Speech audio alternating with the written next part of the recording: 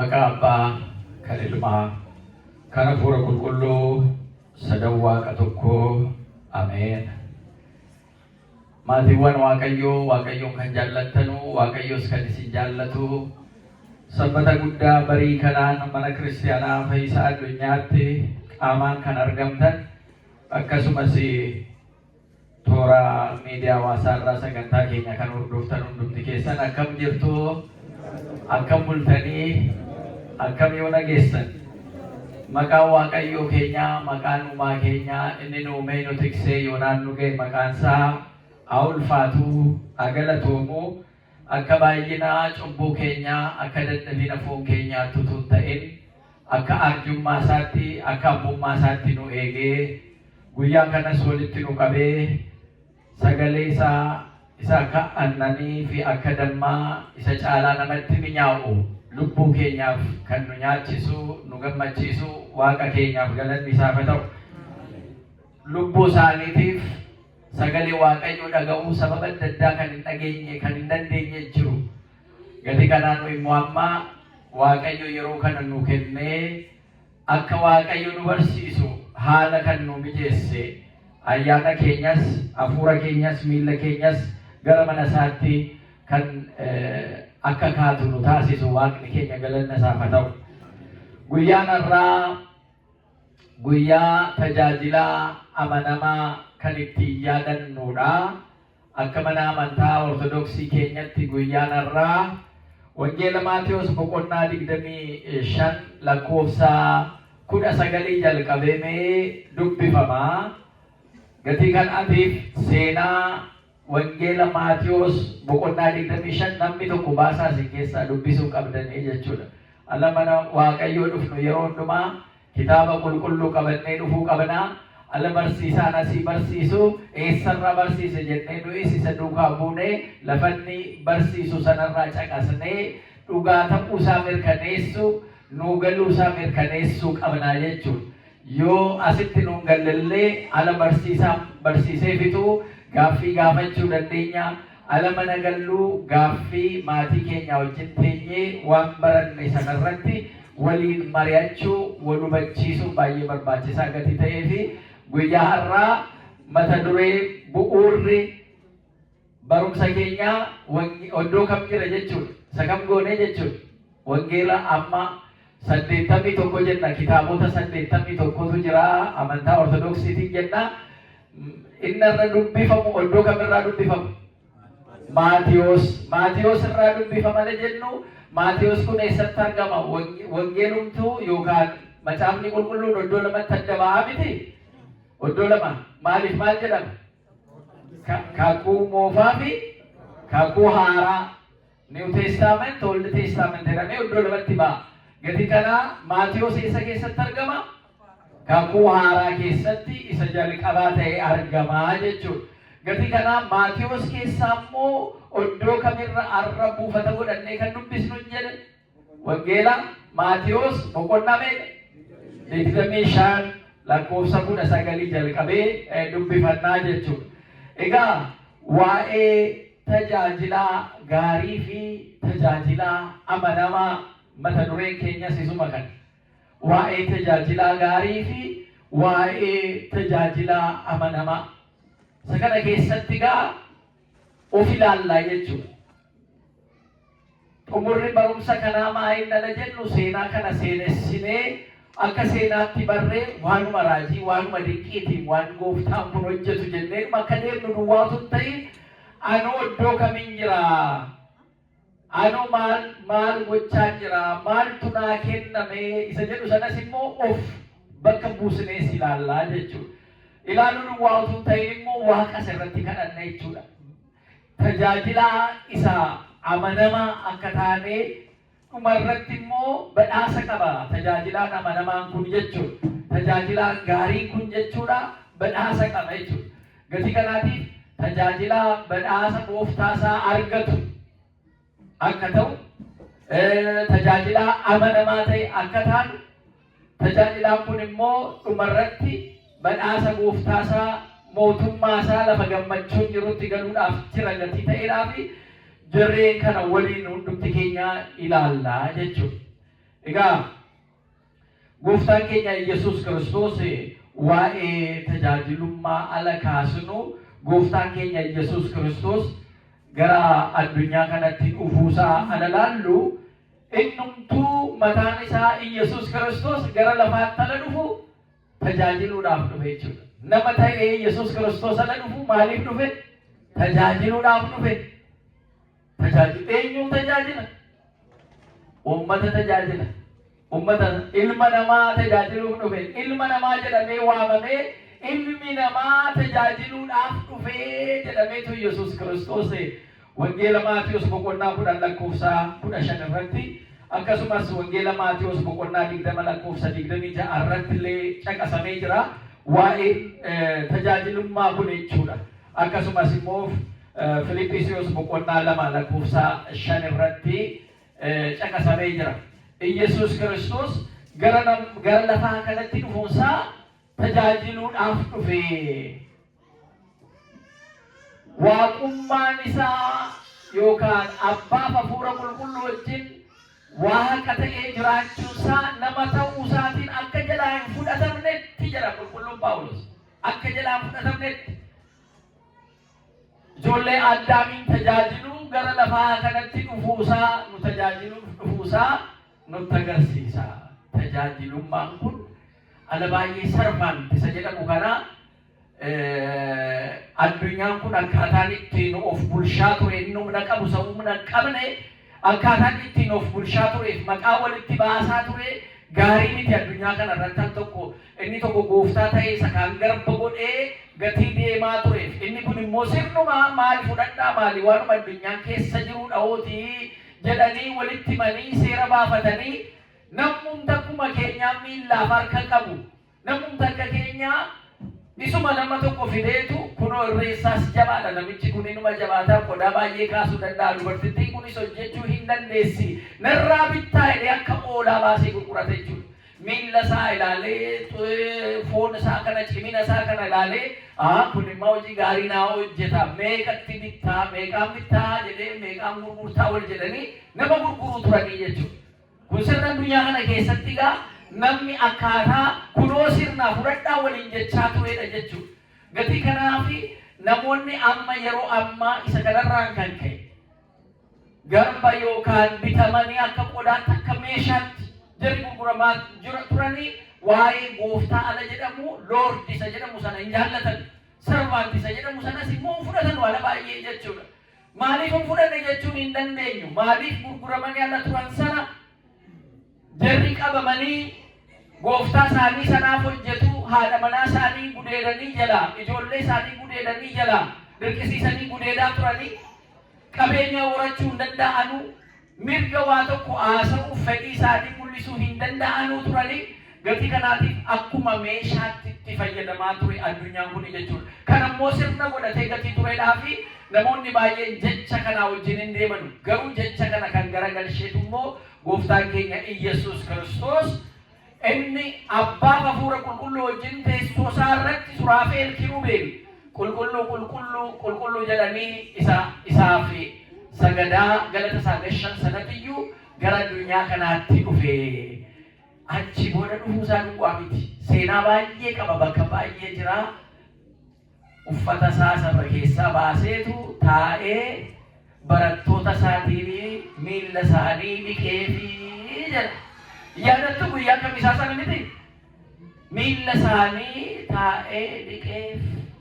Maal akkamitti yaa gooftaa miilla keenya dhiquu hin dandeessu jennaan. Miilla keessan dhiqachuudha baannaan anaa wajjiniin bakka qabdanii ani isin tajaajiluun dhufee tole jettanii isin barsiisaa gooftaa naan jettu garuu kun amma immoo miilla keessan isin dhiqaan jira miti jedhe.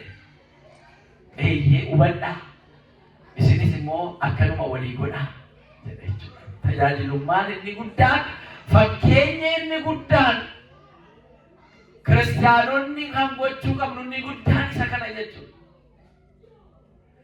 Eenyurraa baranne jechuudha. Eenyurraa baranne maal wal kaasaa isaa kaasinitti maal jira eenyurraa baranne jechuudha. Yesuus Kiristoos irraa baranne jechuudha. Kiristaana jechuun tajaajiluu jechuudha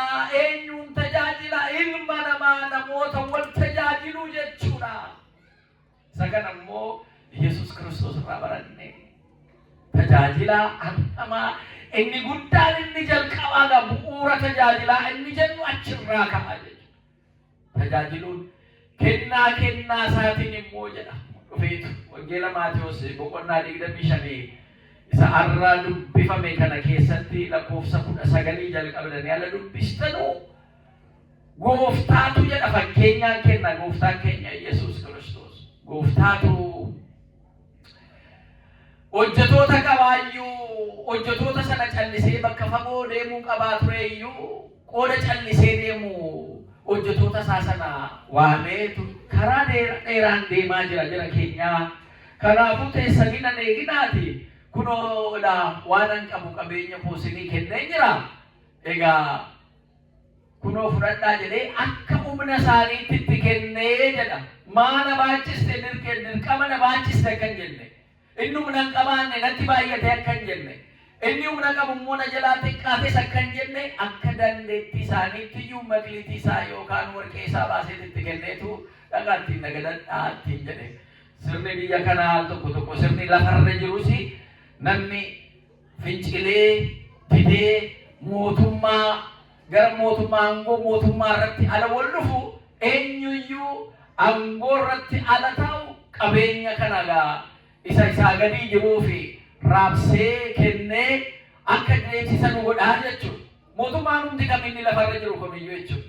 Gatii kanaatiif kan wajjin jiran kan yaada isaa galmaan ga'an kan isaa wajjin hojjetaniif qabeenyi haalli siistemni jiru hundumtuu mijataa fi dhaqee daldaleetiyyuu ala mootummaan na gargaarii ittiin jedhusi egaa waan barbaaduun baaseetu kunoo deeggarsa godhe akkanan godhe sana namijeessite kanarraan kana godhe jedhee dhuma dubbata.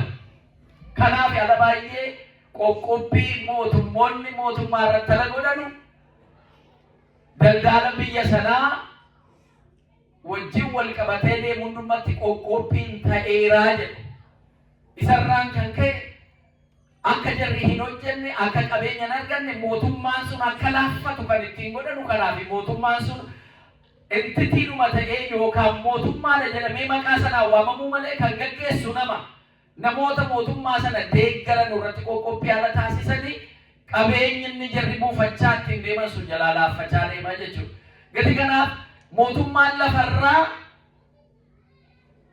mootummaan jira taanaan qabeenya inni gaggeessu dinagdeen inni gaggeessu namoota isaatti amanan yookaan isa fudhatan akka barbaadan fudhatanii akka jarri ittiin hojjetanii buufatanii kaayyoo karoora sana galmaan ga'anu gochuun waanuma beekamedha bulchiisa lafa kanarraatti jechuudha.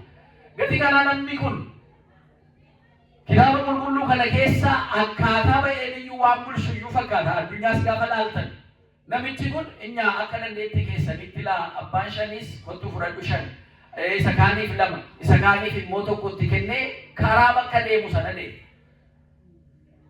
Bakka deemu sana ga'ee waan hojjetu sana hojjetee gaafa deebi'u maal jarri kun eessa ga'anii jiru? Hojjetoonni koo maalirra jiru? Maal ga'anii jiranii jedhee ofitti waama. Inni 5 fudhatee gara gooftaa isaatti dhufeetu yaa gooftaa kunooti ati 5 naa kennitee turtee miti jedheen kunoo ani immoo ba'ee bu'eetaniin iyyuu 5 irraa buufadhe. Kanaafuu 10 godhadhee jira kunooti kennaa ati naa kennitee ittiin nagadee buufadhee jira jedheen.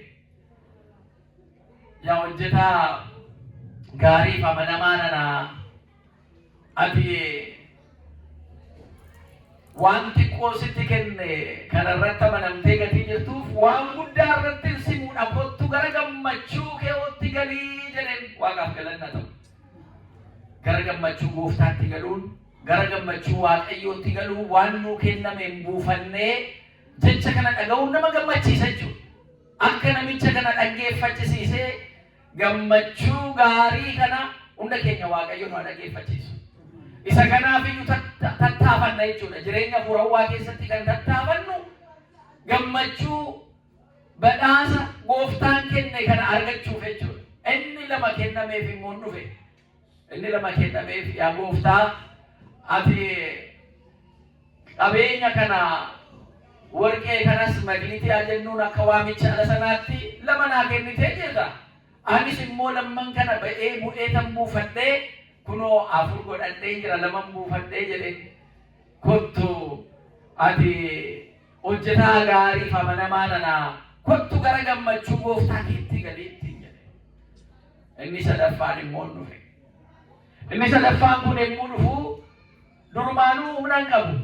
Humna hin qabu immoo jedhee gooftaan isa hin dhiisne waanuma danda'u tokko kenneef jechuudha. Akkuma namicha akkuma humna isaa sana tokkotti kenne jechuudha. Gati kana akka jara kaaniitti meeqa buufachuutu irraa eegama. Tokko eega fudhate meeqa irraa eegama. Tokkuma irraa eegama jechuudha. Humna isaa malee itti kennine Waaqayyo humna isaatiin itti kenne. Abeetya Waaqa keenya, abeeyya gooftaa keenya, humna keenya hin beeka. Dandeettii keenya hin beeka. Dandeettii keenya malee waan hin baachisu. Isin amma ijoollee keessanii baattanii guddistanii gaafa seenii dukka jettee lafarra deemuu jalqabdu borsaa moo naa qabii deemi jechuun ni dandeessu wala san hin dandeessanu miti garaan keessanuu hin jabaatu ittiin jabaatu maaliif baatteeyyuu dhaabbachuu hin dandeessu borsaa asiin qabattanii dadhanu sana jechuudha.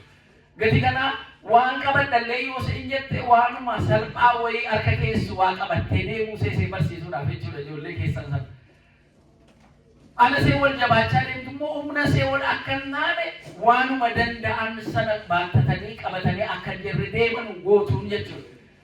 Namni illee akkana dandeetti isaatii ilmoo isaatii kan garaa laafu yoo ta'e Waaqayyo immoo akkam kana caalaa gara laafessa dandeettii keenya kan beeku galanni Waaqayyoof haa ta'u.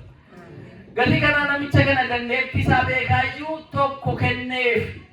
Tokkoon kanaan akkuma hiriyoota isaa kaanii ittiin mari'atee isa ta'u jararraas ilaalee haa ta'u jara keenya eessa jira inni Waaqni gooftaan keenya nuu kennee maal gochaa jirtu jedhee sikkuu mari'atee ollaadhaan mari'atee jaraan mari'atee utuu waa tokko godhee waan gaarii ture. Namichi kun garuu fudhatee dhaqeetu fudhachuu isaa sana duwwaa miti gooftaa isaa sanaaf ilaalchi inni qabu sammuun inni qabu yaad inni qabu lusirreen turree jechuudha.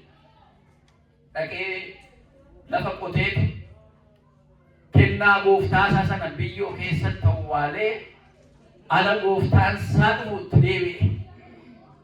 Meerree nan sii kenne innaanne gooftaa waa'ee kee dhaga'e waan namni siin jedhu dhaga'e waanuma raajiin dhaga'e ati jechuun lafan facaasne kan sassaabdu lafan bittinneessine kan walitti qabdu nama hamaa ta'uu kee dhaga'e jedhe. Maaltu itti dhaga'ama gooftaan kana sana. Kanaafuu maal gootaree ala jedhu dhageetanii iyyuu kunoo dachee qoteetanii nan owwaalee amma gaafati na waamtuun iyyuu achi keessaa baasee fide kunoo laasatti natti kennite tokko natti kennite miti kunoo tokkoon kee jedhee jechuudha. Hojjechuun dhiisuusaa sana duwwaa miti arrabsoonsaa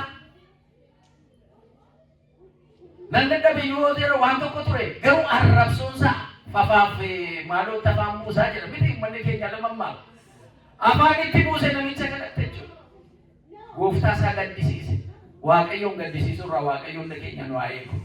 Gooftaa isaa gaddisiise gooftaanis namicha amaanaa ani lafan hin facaasne kan walitti qabu isa saabu lafan hin bittinneessine kan walitti qabu ta'uu koo eega bartee jalqabumayyuu fudhadhu jettee dhiistu maaliif kana goota jara keenya namicha isa waan qabne tokko duwwaa qabu kan harkaa fuudhaa jedhe.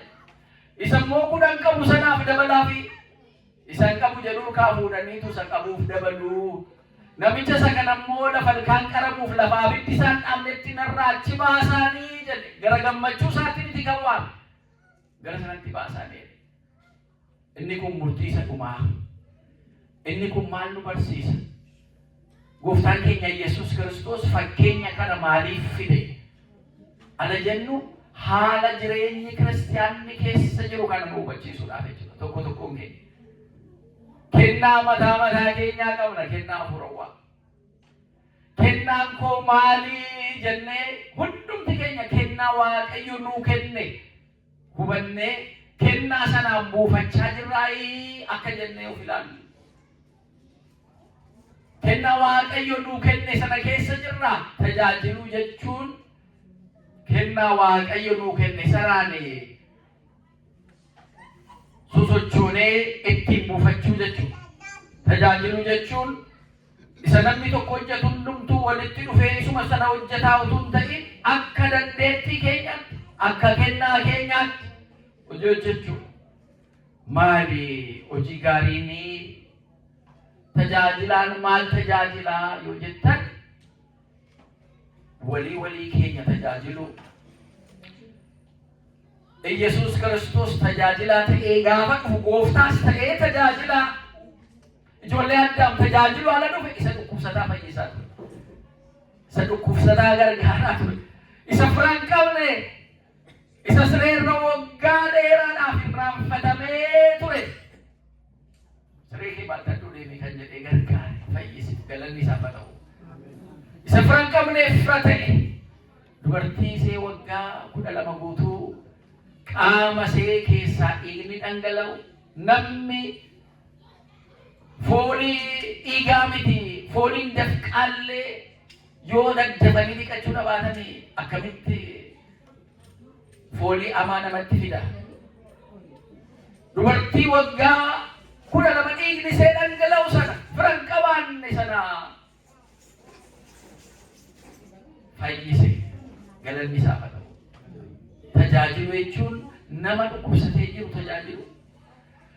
Nama dhukkubsatee jiru nama firaan qabaanne nama sagaaluun qabaanneef waan dandeenyuun bira dhaabbannee tajaajilu jechuudha.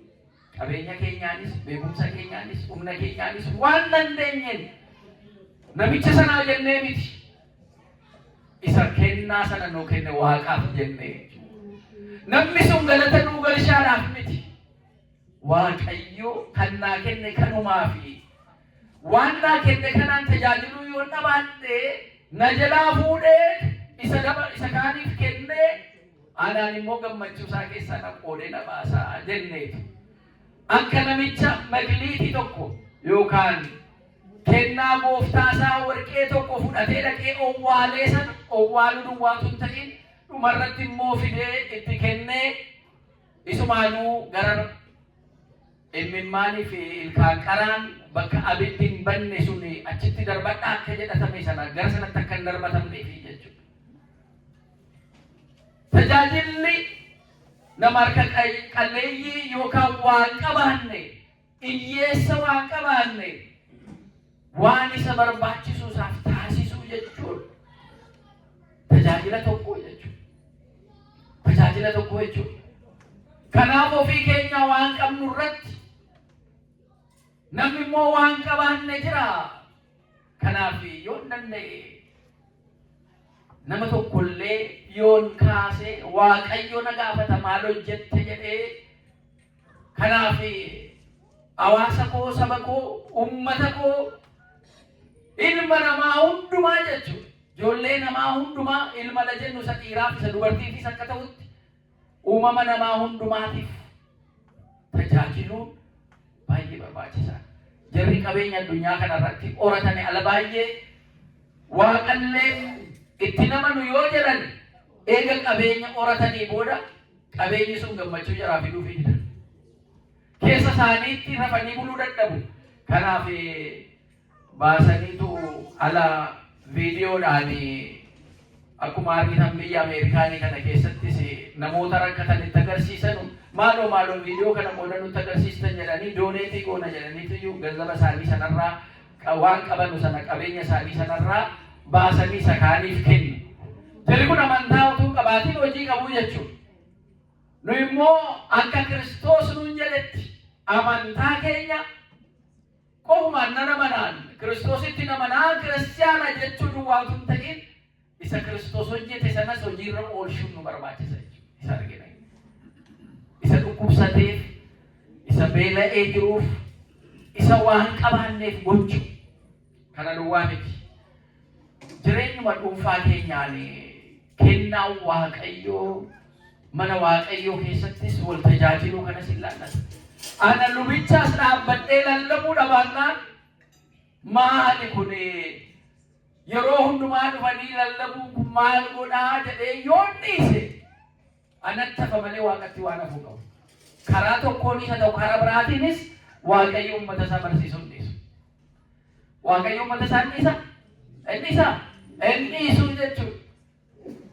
Sareetu balbala sooressaa eegdi.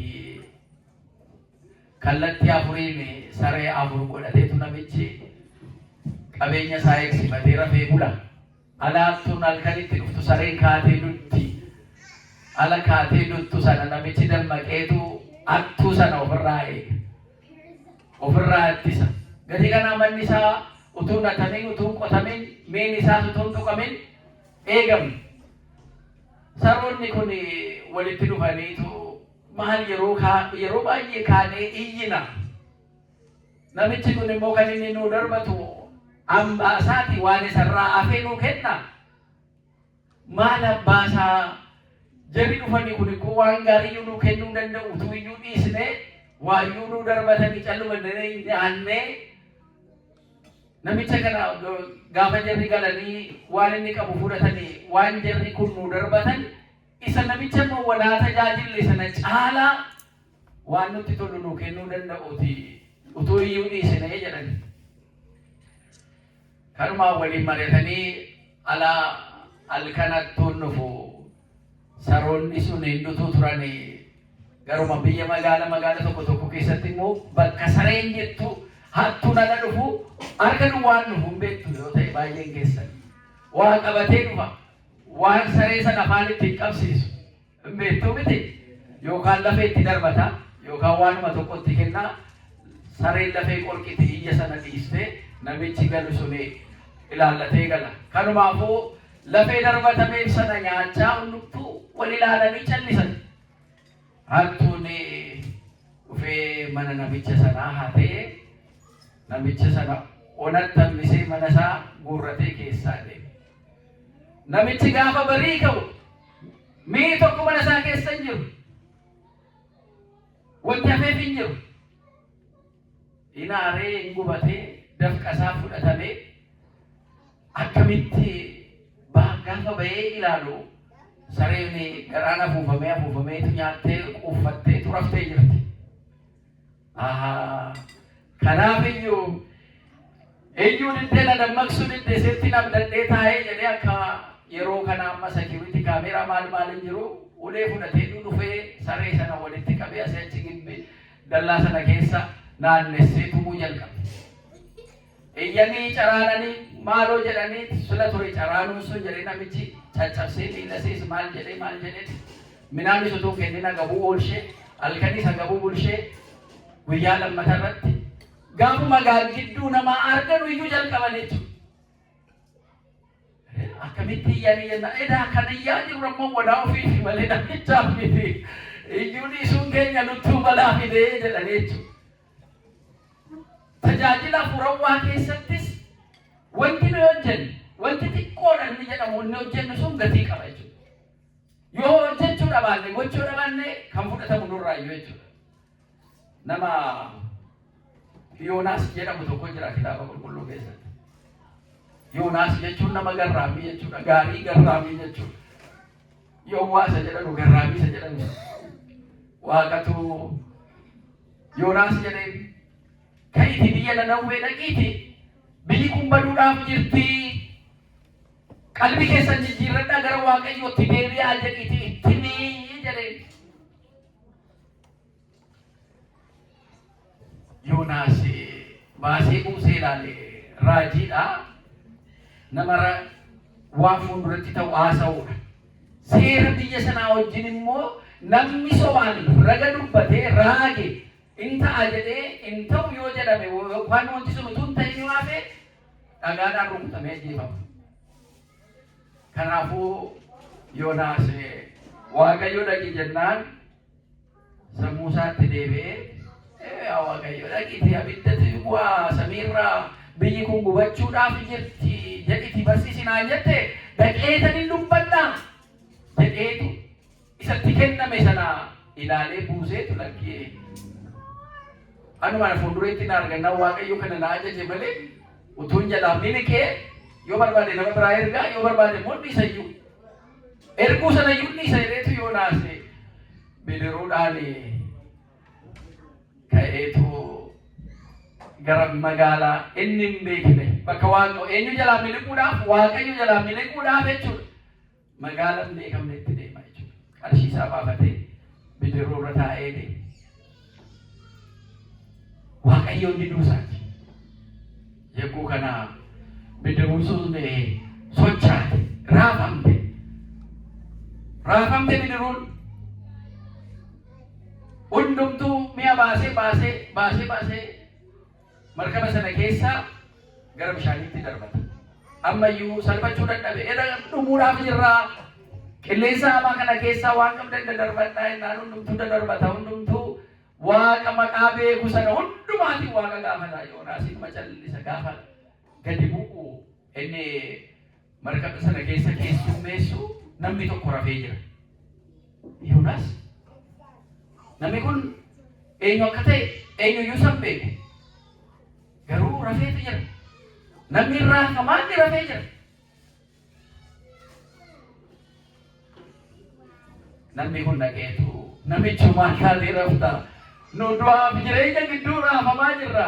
Markabaan namni deemtan immoo keessumaa walakkeessa markabaa lageessanu konkolaataa kanallee wayya markabaa fi pileenii irraa kiraash wanti tokko ala dhufu yookaan maal jenna adagaa yookaan balaan tokko ala dhufu konkolaataan illee lafumarra jirtu. Ilaalaadhuma deemtu jechuudha maal jedhu. Yoo bishaan irra ta'e garuu walakkeessa dagaltan asiinis achiinis bishaan wanti mul'atu hin jiru. Akkuma xiyyaararraan deemanuu jarri kaan kunoo funyaanitti kaadhaa afaanitti kaadhaati akkana godhadhaa jalqaba of dursaa ijoollee yoo qabaattanis kan akkana godhaa jedhanii himu balaan sun ala dhufu innuu hime sun iyyuu wal duukaa dhuma achumatti daqiiqaadhuma muraasa keessatti balaan sun gahaa jechuudha. Of fayyisuu hin danda'u. Yoonaas markabni sun raafamaa utuu jirtu inni rafee jira. Namicho nagaan qabdu nu dhumuudhaaf jirra.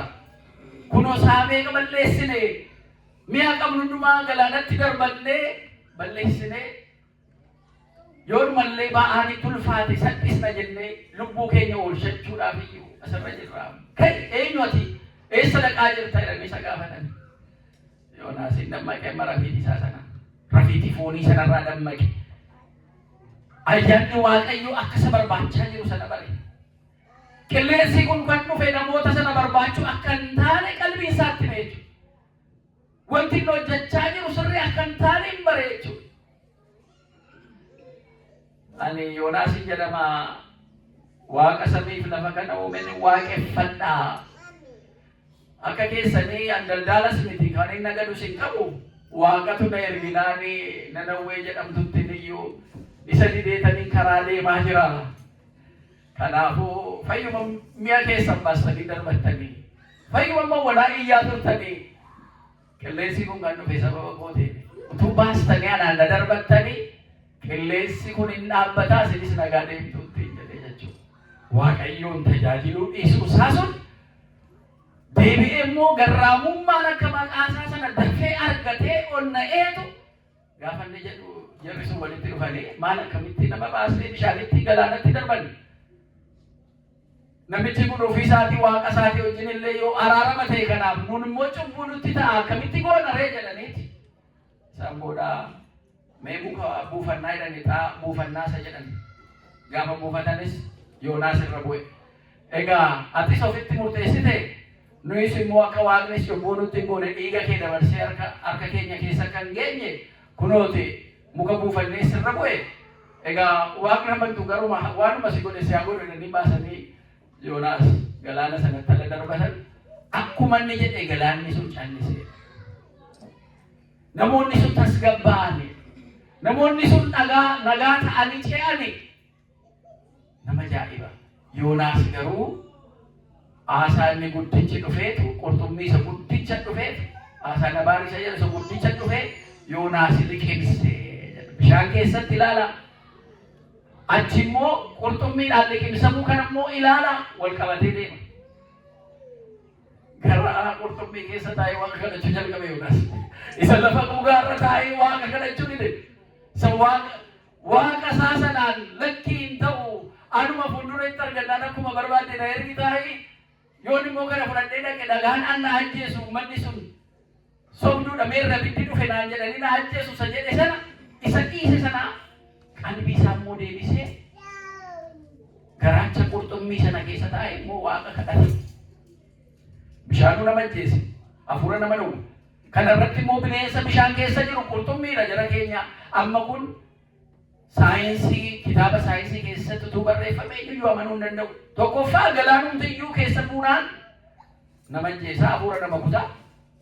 Daakuun beektu taanaan uffata galaana keessatti hin ceetu uffanne taanaan egaa hafuura si kutee si ajjeese. Isuma kanarratti qurxummiidhaan liqime santeen moolaali dabalata jechuudha. Yoonaas achi keessatti Waaqayyoon galateeffataa ture jechuudha. Guyyaa sadii booda baaseetu lafarratti qurxummii sun isa darbate. Jarri teewooloojii ala baay'ee maallaqa keenya ganzaba keenya baasnee karaa du'aarra deemnaa. Waaqayyo garuu geejjiba nuu qopheessuun gara jireenyaatti nu deebisaa jedhu galanni Waaqayyoodhaaf haa ta'u. Yoonaas ganzaba isaa baaseetu kaffaleetu markaba sanaan gara du'aala deemu Waaqayyo immoo sadduuti keessa jiru galaana sana keessaa qurxummii immoo tergeetu garaa qurxummii sanaan fuudheetu lafa gogaa irratti akka inni tufamu taasise. Jara keenyaa biyyi kun eenyu jedhamti jedhe Yoonaas lubbuun itti deebi'e amma. Hafuuras argate. Biyyi kun eenyu jedhamte Nanawwee jedhamte jedhe Yoonaas. Waaqni isaa galaana keessatti karaa akka qabu, uumama isaa qurxummii irra taa'ee hojjechuu akka danda'u, uumamni hundumtuu kan Waaqayyoo akka ta'e. Isaan booda ajaja Waaqayyoon ajajeen sanaa itti fufeetu magaalli kun baduuf jirti jara keenyaa. Qalbii keessa jijjiiradhaa Waaqayyootti deebi'aa. Daa'ima ooluu jalqabee haati hoosistu harma kan kennineef horiin keessaallee harma kan arganne jabbiinii fi haati addaana ba'anii Waaqayyo ta'iyyinu hojiin keenya ammaatee Waaqayyo nu balleessuuf jira. Itti iyyinee Waaqayyo amaa kanarraa akka nu deebisu baduuf jirtuuti iyyaa Waaqatti gaafa Waaqatti gaafa iyyan uummanni keenya yaadattu miti safuu qabnuun aadaa qabnuun ala bokkaan gogee jedhu bokkaan roobuu didee jedhu dabarsaa jedhee gaanfoodha maaloodha jedhee iyyee walitti dabarsaa miti. Ammanni kun kitaaba qulqulluu keessa hin jiru, kitaaba amantaa kan biraa keessas hin jiru. Tradiishinii sun garuu biyyaaf iyyuu waan barbaadan uummanni darbaa dabarsee iyyee sirna amantaa tokko keessatti of eeggachuu duwwaatu hin ta'in akkaataadhuma aadaadhaan Waaqayyoon ittiin galateeffannu ittiin jennu jechuudha. Amantaadhaan yoo ta'e nama baay'eetas keessa jira. Magaala tokko badiirraa fayyisuudhaaf namumti shan yoo jiraate iyyuu hin ga'a jedha Waaqayyoon lapheedhaan Waaqa kan argu jechuudha. Kanaafuu jara daa'imman harma hodhuu dhiisan sana ta'uu danda'a kan Waaqayyo dhaga'u. Horii sana uumama isaa sana hundumaatiif ta'uu danda'a Waaqayyo. Isa balleesse duwwaadhaaf miti. Waaqayyo immoo isa hamaa uume, isa cubbamaa, isa cubbuu hin qabne wajjin hin balleessu Waaqa namaadha galanni isaaf haa ta'u. God of justice. Haqa dhugaa kan faraduu danda'u walitti qabee hundumaa kan hin adabne gatii ta'inaaf. Gatii kanaa Yoonaas sarbiisi isaa kanaan gara Waaqayyootti tajaajila isaa kanaan gara Waaqayyootti akka dhufu ofiisaas fayyee uummanni sunis gara Waaqayyootti jechuudhaan fayyee. Maatiiwwan Waaqayyoo. Kitaaba kana keessatti hiikni namicha gaariif tajaajila kennu kun inni abbaa shaniis, inni abbaa lamaas, inni abbaa tokkos jara akka Muusee faa dabalateetu, jara akka Saamu'eel faa dabalateetu, jara ragaa jara gurguddaa akkasumas immoo raagdota jara kaanis dabalatee jara ba'anii buufatan ittiin argina. Eeliyaasis jaruma raagan keessaa isa tokko ture. Gaafa amaanitti dhufunnis dhokateetu bakka tokko of dabarse. Tajaajilaan namuma ala rakkinni tokkotti dhufu qulqulluu Phaawulos, qulqulluu Phexros jarabbaa shaniiti. Ba'anii bu'anii jara buufatan. Garuu jarrumtu haala rakkoon itti dhufu gooboo keessa kaanii karaa maskoota kanaatiin gara bakkeetti utuu balbalaan diinni jara barbaadu jarri immoo karaa boodaatiin foddaadhaan baasanii ala jarri dabarsan kiristaanonni ala sana turan tajaajila akkatti fufuuf jechuudha. Rakkina sana keessa dabarsanii jechuudha. Jarri kaan immoo maayii namichi nabbaa tokkeen kuni ni dhaqee waale maal fidaa yoo jettan egaa ofitti deebinaa jechuudha ammas. Mana Waaqayyoo dhaqee kennaa bootiin ala tajaajilu kunis maqaa na balleessa, sunis maqaa na balleessa. Inni kun na salphisa, inni sun na arrabsa. Kana keessa qoodan galu maal yoo nattafee jedheedhuma pirootokoolii koon eeggadhaa, beekumsa koon eeggadhaa, kabaja koon eeggadha jedhee isa manattafu kennaa qaba. Isa manattafuu fi Waaqayyoo isa kanarraa akka of eegnuudhaaf jechuudha. Amma hundumti keessan mana keessan teessoo bareedaa, teessoo gaarii dhanna keessanii isinitti tolu irra teessu.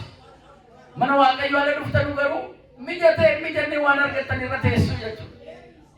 Kana duwwaa miti. Ijoolleen asiin isinitti iyyiti asiin akkana ta'a, achiin akkana ta'a.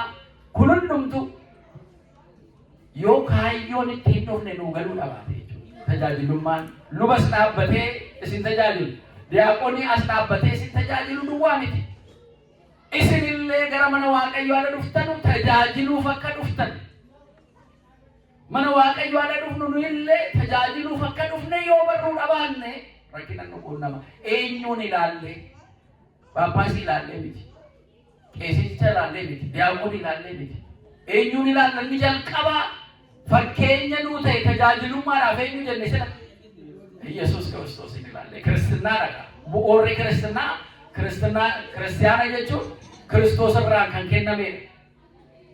Nama ta'eetu nama nu godhee jira. Ofitti nu hammatee jira. Gatii kanaatiif isa laallaa jechuudha.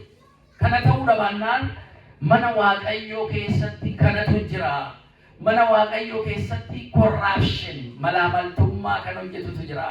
Mana Waaqayyoo kana keessatti child abuse hin dhageessu yeroo adda addaa miidiyaa adda addaa irratti hin dhageessu. Child abuse, sexual harassment jedhuusa isa seeraan yookaan maal jedha sexual harassment maal jedhamee hiikamu? Maal jedhamee hiikamu?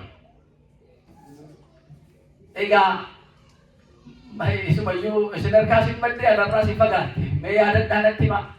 Inni kun biyya kana keessatti yeroo adda addaa miidiyaatti kan ba'udha jechuudha. Mirga namaa discrimination yookaan nama qoodu, nama dhufu qoodu waan akkanaa mana amantaa keessatti ala arginu maaliif jiraataa jennee hundumti keenya irratti maaliif akkana ta'a? Manni Waaqayyoo bakka qulqullinaa miti.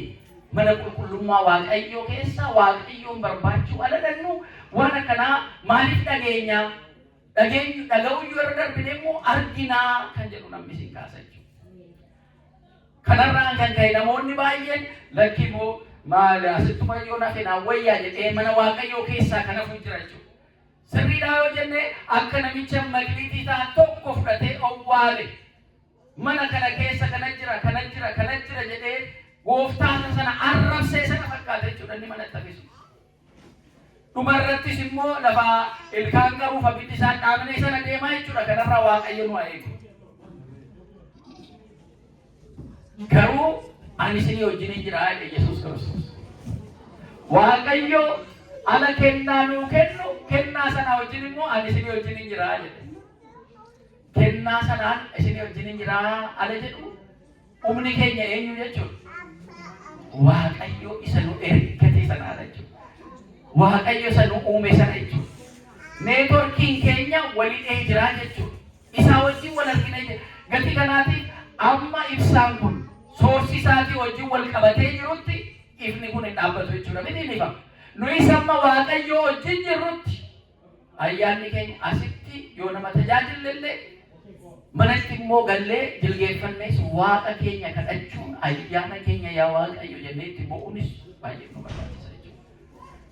Kiristaanaan yeroo hundumaa utuu irraafamin utuu laafin jabaatanii calluma jedhanii dhuma akkuma sibiilaa kana cimanii dhuma deemuu duwwaa miti. Qormaan ni jira jechuudha. Servant isuma iyyuu isa gaarii isa malaamaltummaan qabaanne isa dhugaa sagalee Waaqayyootiin tajaajilu isa sila nama tajaajilaa isa dhukkusataa tajaajila jenne isa beelee gargaaraa jenne isa rakkate gargaaraa jenne irratti dhugaa Waaqayyoo tajaajiluudhaaf kan ariifatudha. Achi keessas inni kun sadaffaan jira jechuudha. Gati kanaatiif guyyaa har'aa wangeela Maatewos boqonnaa 25 irratti kan hubannu jireenya keenya wajjin kan walitti dhufu kan ittiin buufatanii abbaan shanii jara akka Museeti. Bayi uummata kootiif dhaqisin ergaa gara Fara'oonitti si ergaa gaafa jedhu arrabni koo danda'ee olaasoo nama kan biraa yoo argatte wayyuu jedheen obboleessi kee arraba sii ta'a arrabaa fi sa'aa sa'u miti qalbiin kee ati nama akka kootiif fedhii koo naa uummata kootiif godhuudha. Bayi uummata koo naa baasii jedheen tole jedhee Daawit yoo argitan Daawit isa kanuma eenyuun kaasnee eenyuun dhiisna kakuu moofaa keessaa kakuu haaraa keessaa jara qurxummii qabaa turan akka Phaawulos fa'aa Phexros fa'aa kan jiran kottaa dhiisaati isa qurxummii keessan qabdan dhiisa. Kanaan booda nama kiyyoo Waaqayyoo sagalee Waaqayyootiin qabdanii mootummaa Waaqayyootti dabaltuuti kana dhiisaa jedhee dhiisisee gara isaatti fide. Jarri kun shan jara buufatanii jarri lama immoo buufatan jaraa gaditti immoo akkuma kennaa hafuura qulqulluutti kan buufatan. Isin keessa kan buufatan baay'een jirtu keessummaa mana keessanitti kan keessummeessitan. Isin dhaabbisinaa keessummaa Waaqayyoo fakkaatee hattuun mana keessan galuu danda'a. Saamtuun mana keessan galuu danda'a. Garuu saamtuun natti dhufee hattuun natti dhufee jettanii immoo nama keessummaa Waaqayyoo tajaajilu simachuu yoo dhaabdan isa isinii kenname sana of jalaa akka Waaqayyoon isinii kennine of jalaa dhowwaa jirtu jechuudha. Gati kanaatiif Waaqayyo isa isinii kennes eeggachaa akka hattuuniif saamtuun isinitti hin gallees immoo of eeggachaa kenna Waaqayyoo isinii kenne sana fiixaan bahuun immoo barbaachisaadha. Kan nama gargaartanu gargaaruu sana ni isinaa. Alla nama gargaartanu namichi kun eessaa fidee na gargaaraa maqaa kootiin kadhateetu irraa buufateetu harka 90 fi godhateetu harka 10 duwwaa na gargaaraa jira kunoo abaluu irraan dhagee isin jechuu danda'an natti gargaartu sun ajedhuunni. Ati garuu sanni jedhe sanan godhin hin ta'in garuu gargaaruu kenneessa. Eenyuun arginee gargaara? Eenyuun ofirratti ilaallee gargaara jechuudha. Waaqayyoon ilaallee gargaara gati ta'e. Kanaaf namni baay'een bakka gargaaranu isa rakkataa gargaaranurraa hamii achiin dhufu gaafa argan isanii sarraas immoo utuun sassaabadhee mana taa'e anuma jedhamee immoo gargaartuu ta'uun koo kan jedhanii manatti hafan jiru jechuudha. Isa kanarraa kennaa keenya baafannee qorumsa karaa sanaanis jiru sirriitti hubannee isa kanaaf isa nu erge akka hawaasa keenya tajaajilu akka uummata keenya tajaajilu akka saba keenya tajaajilu amanamne nama gaariis taanee yoo fufnee Waaqayyo isa xinnootti kan nu amane isa guddaa irratti immoo nu muudaa jechuudha. Galanni isaaf haa ta'u. Nu badhaasa gara gammachuu gooftaa keessi kottuu galii nuun jedha jechuudha. Isa kana nama gammachiisu jechuudha. Isa kana yoo goone malee amma keessumaa bara teeknooloojii kana mana amantaa keessa wanti deemaa jiru amma kanaan duratti baay'een dhageenyu ture. Amma garuu maqaadhuma amantaatiin teeknooloojiin kun kan fide amanamummaa nama keessaa baasaa jira. Waaqatti amanuu nama keessaa baasaa jira. TikTokii kana yoo argitan, YouTubeii kana yoo argitan, miidiyaa sooshaal miidiyaa adda addaa irratti yoo argitan namoonni maqaa amantaatiin badii lafa irratti waan hojjetan waan argitan maal jara keenyaa kun hundumtuu amantaan kun sobaayii amma jedhee namni tokko keessaa gufate afuttiyyuu qormaan adda addaa jira jechuudha. Gati kana isa kanarraas of eeggachuun baay'ee barbaachisaadha. Isa kanaan gufannee manatti akka noolle of eeggachuun barbaachisaadha jechuudha. Yoomiyyuu Waaqayyo Waaqa amanamaa akka ta'e maqaa waaqayyootiin garuu mana qulqullinaa keessa namoota qulqulluu duwwaa miti. Ala kiyyoo qurxummii qabuudhaaf darbattanuu qurxummii duwwaa miti kan qabee deebi'u fattee faa qaba. Waan bishaan keessaa si achi munyuuqu sana faa qabeetuma dhufa malee fattee duwwaanaa maannoo qurxummii duwwaanaa qabe jettanii darbattanuu kiyyoo. Akkasuma mana waaqayyoos inni hatus mana waaqayyoo dhufa. Inni hamatus mana waaqayyoo dhufa. Inni sagaagalus mana waaqayyoo dhufa. Inni suusii araddaa adda addaatiin qabamee suusii adda addaatiin qabamee jiru sin dhufa mana waaqayyoo. Yoo jabaanne namicha sana gara qulqullummaatti hojii isaa sana dhiisee gara waaqayyootti akka deebi'u taasisnaa jechuudha. Fakkeenya taanaaf jechuudha. Ifa taanaaf jechuudha. Hojii keessan hundumaa duratti ta'e akka jedhan. Yoo nu immoo dadhabaa taanee namichi durumaayyuu amachuudhaan nama beekamee alammoo mana waaqayyoo keessa taa'ee torban lama torban sadii gaafa bitaa mirga ilaalu hundumtuu waaqa kadhataa kadhannaa booda immoo ala buna dhugu sana walitti dhufu immoo rabbi laafa dhiisuuti abalumtii sana akkana gootee ay rabbi mana waaqayyoo kana keessatti garuu abaluun akkana gootee ala nu jennu gaafa argu inni dureeyyuu harka 90 wal isa dhiisuudhaaf dhufe isa taanaan immoo asitti sin danda'amaayii jedhee isuma kennaa isaa godhatee itti fufuudhaaf jira jechuudha. Isaan immoo isa kaanii nu dogongorsiisuudhaaf jira jechuudha. Kan akka hin taane manni waaqayyo amma danda'an bakka namoonni qulqulluu itti argamanuu miti kun bakka qulqullaa'uudhaaf itti dhufneedha. Namni dadhabaan jiraachuu danda'a. Mana amantaa keessa wal jabeessinee dogongora qabnu wal sirreessinee wal hubachiisnee wal qabannee gara gammachuu mootummaa waaqayyootti isatti galluudha malee inni kun maaliif mana waaqayyoo keessatti kun argama maaliif mana waaqayyoo keessatti kun mul'ata jennee quba qabuu duwwaa yoo ta'e sirreessuudhaaf nuumatiyyuu bakka qabaa jechuudha mana waaqayyoo keessatti maatiiwwan waaqayyoo. Kanaaf tajaajilaa gaarii amanamaan eenyufaa akkamfaa akka ta'e sila barumsi kun baay'ee dheeraadha. Tokkoon keessa gallee jireenya keenya wajjin walitti finnee eebbarraa argachuu dandeenya. Dhumarratti garuu yeroo nutti gabaabbata gatii ta'eedhaa fi kennaa keessan hin dhiisinaa. Kennaa keessan yoo dooftan multiplaay godhaa jedhu biyya kanatti baay'ifadhaa. Kennaa waaqayyo nuu kenne tajaajiluu amanamummaadhaan gaarummaadhaan waaqayyo waan nuu kenne akka itti fufnu isa kanaaf waamamnee jirraa jechuudha. Jarri dandeettii isaaniitiin abbaan 5 abbaan 2 irraa buufatanii gammachuu gooftaa isaaniitti galanii jiran. Isa xiqqoo kanarratti amanamtan isa guddaa irratti ni simmuudhaa jedheen galanni waaqayyoo haa ta'u. Inni tokko fudhate sun garuu isa xiqqoo kanattuu nama namne amanamummaa hin qabdu amanamummaa miti arrabsoo kee caale kanumaafuu innati qabduyyuu sirkaa fuudhamaa jedhame jechuudha. Isa qabuuf dabalamaa jedhame isa qabuuf dabalame inni immoo gara boqonni hin jirre ilkaan qaruu sanaa fi abiddi isaan dhaamne sanatti akka achii ba'uu itti murteeffame jechuudha. Kanarraa waaqayyoon keenya nu haa eegu. Amma dhumaatti namni nu argaadhaaf miti waaqni nu arga. Ayyaanni waaqayyoo hafuurri waaqayyoo akka abaabileen keenya kaakileen jira ayyaana kootu gaddee jedhu miti hawaasni keenya ayyaana kootu gaddee. Gaafuma uumamne waan gaarii taane addaan baasnee waan ittiin quba qabaannu waaqayyo sammuu keenya keessa beekumsa nuu kennee jira jechuudha. Faallaa sanaa yoo hojjenne rafnee iyyuu bullu jechuudha. Faallaa sanaa yoo hojjenne eebba iyyuu hin qabnu jechuudha. Gatii kanaatiif waan waaqayyo jaallatu hojjennee fakkeenya Yesuus Kiristoosiin godhannee gadi bu'ee lafa dhufuu miti teessoo isaarraas immoo gadi bu'ee miilla barattoota isaa akka inni dhiqee fi waanan godhe isinis akkanuma godhaa akkuma jedhe amma dhumaatti obsaan amma badhaasa isa dhumaa kottaa gammachuu gooftaa keessanitti gala isanni nuun jedhu sanatti jabaannee akka jiraannu waaqayyoon keenya nu gargaaru.